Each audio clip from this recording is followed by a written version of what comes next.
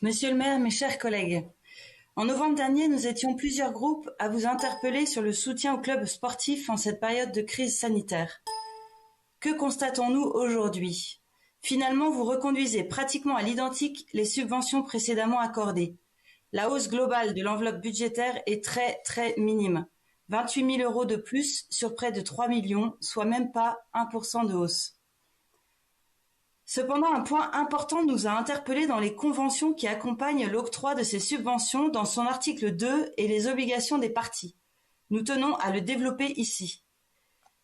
Vous allez favoriser l'octroi de subventions aux associations ayant mis en place une gouvernance paritaire, vous immisçant ainsi dans leurs organisations.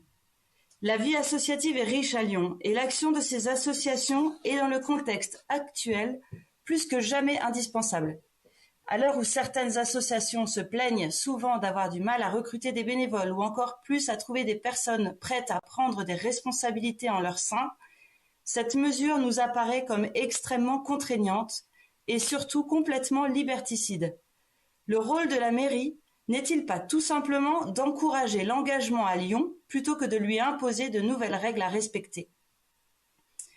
Qu'il est décidément bien triste et désespérant l'univers dans lequel vous évoluez dans la majorité municipale, au point de proposer, comme vous le dites aux Lyonnaises et aux Lyonnais, comme unique projet politique pour la ville de demain que l'adoption d'un budget genré pour l'année 2021. Aux antipodes des réalités traversées par nos concitoyens, votre vision genrée, comme des œillères calquées à tous les sujets, confère à l'obsession.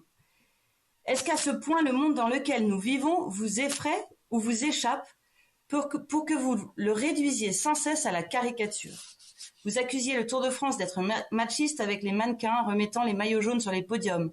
Les femmes ne veulent pas non plus être des pantins mises à des postes pour obtenir des subventions. Ce budget genré n'a aucun sens. Refuserez-vous des subventions à des associations dirigées par des femmes, de la même manière que vous refuserez des subventions à des associations dirigées par des hommes?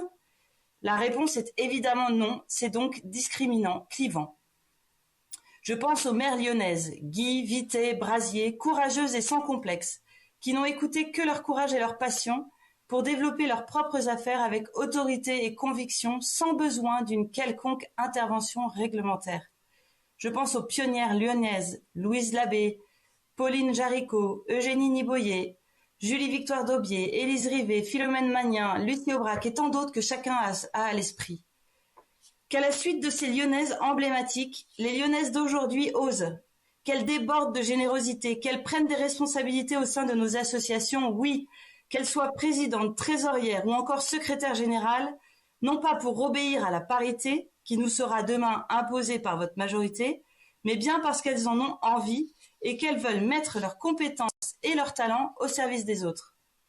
Pour encourager l'égalité homme-femme dans notre ville, nous soutiendrons les mesures que vous prendrez, à condition qu'elles soient incitatives.